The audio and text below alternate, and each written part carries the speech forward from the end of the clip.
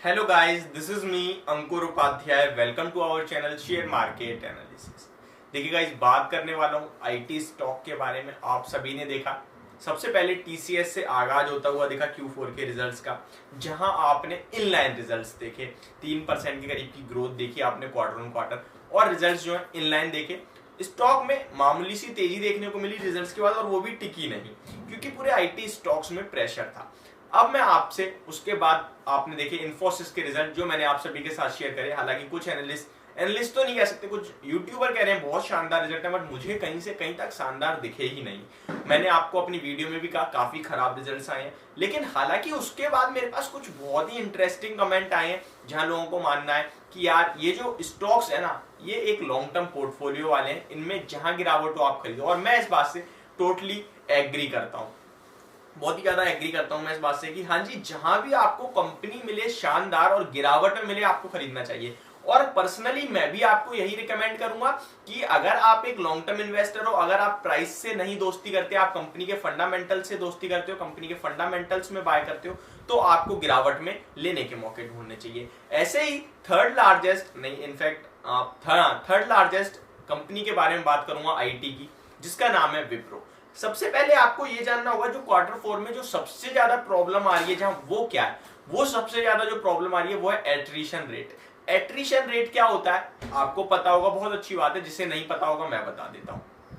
Attrition rate होता है कंपनियों को जो कर्मचारी छोड़ के जाते हैं, उसे कहते हैं एट्रिशन रेट, और वो आईटी कंपनीज में बहुत ज्यादा बढ़ता हुआ दिख रहा है। अगर आप इन्फोसिस की बात करें तो यहां पे एट्रिशन रेट इस क्वार्टर में 27.7% का होता हुआ दिखा, यानी कि ऑलमोस्ट 28% कर्मचारी छोड़ के जा रहे हैं आईटी कंपनियों को इन्फोसिस में। अगर आप टीसीएस की बात करें तो वहां भी एक एट्रिशन रेट काफी बढ़ता हुआ दिखा, 17% का एट्रिशन रेट वहां भी दिखा है हम सभी को। तो ये एक दिक्कत चल रही है, जहां पे मैनेजमेंट का, यानी कि टीसीएस के गाइडेंस में कहा गया है कि Q2 FY23 के Q2 तक कहीं ना कहीं ये एट्रिशन रेट जो है वो कम होता हुआ दिखेगा। तो ये एक पॉजिटिव चीज है। लेकिन मैं एक न्यूज देख रहा था, जहां पे मैंने सुना कि उनका मानना है कि ये जो आईटी कंपनियों को छोड़ के जा रहे हैं कर्मचारी, वो एक फील्ड से निकल के आईटी कंपनी में ही जा रहे हैं, बट एक कंपनी से निकल के दूसरी में जा रहे हैं। दैट मींस किसी ना किसी कंपनी का एट्रिशन रेट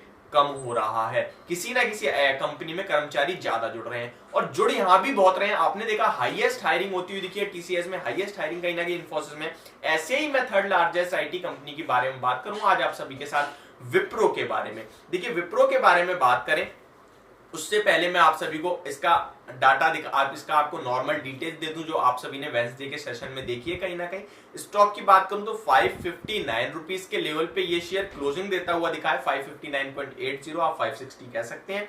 और आपको डिटेल्स दूं तो 560 पे ओपन हुआ, 565 का हाई था स्टॉक का, और लो की बात करो 554 का था। ऑलमोस्ट अपने हाई के पास ही बंद होता, ओपनिंग प्राइस के पास ही बंद होता हुआ दिखा है। वॉल्यूम्स की बात करूं तो 5.6 मिलियन वॉल्यूम्स ट्रेड होते हुए दिखे थे, और एवरेज वॉल्यूम्स की बात करूं तो 8.2 मिलियन वॉल्यूम्स थे।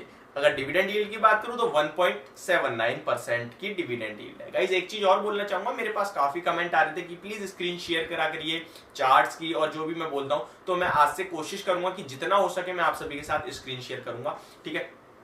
अभी मैं आगे बढ़ता हूं। इसके वैल्यूएशन की बात करूं तो इसका पीई आप देखोगे 25 का है, और अगर इसके कंपेयर में आप अगर इन्फोसिस और एचसीएल टेक का पीई देखोगे तो इन्फोसिस का पीई आपको 33.82 का देखने को मिलेगा, और अगर आप इसका टीसीएस का पीई देखोगे तो 36 का, यानी कि वैल्यूएशन वाइज बहुत ज्यादा सस्ता हो गया ये स्टॉक, ठीक है।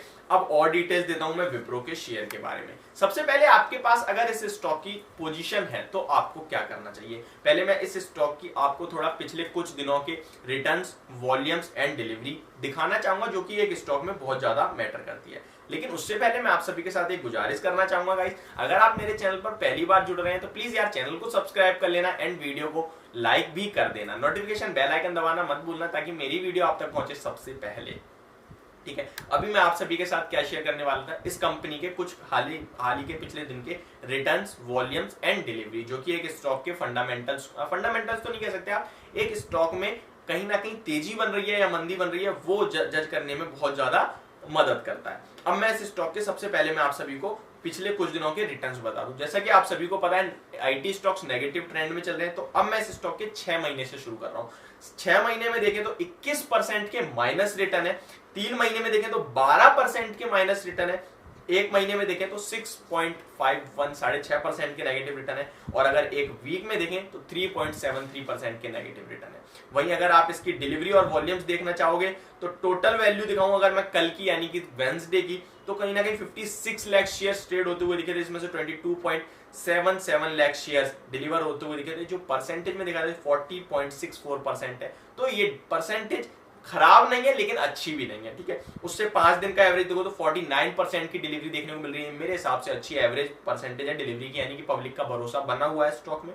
अगर 30 दिन की एवरेज देखो तो 50% की डिलीवरी है। अब यहां मेरा एकदम कॉन्फिडेंस थोड़ा ऊपर आया कि हाँ यार लोगों का भरोसा है, गिरावट में बेच नहीं रही है पब्लिक, ठीक है। अब मैं इस स्टॉक के बारे में आपको थोड़ी सी अब चार्ट्स पे आके मैं आप सभी को इसके बारे में बात करता हूँ। 3 महीने का चार्ट खोला है मैंने इस स्टॉक में, और इस स्टॉक में अगर 3 महीने का हाई देखो तो 649 जहां से गिरा स्टॉक, और गिरते गिरते आया 544 पे।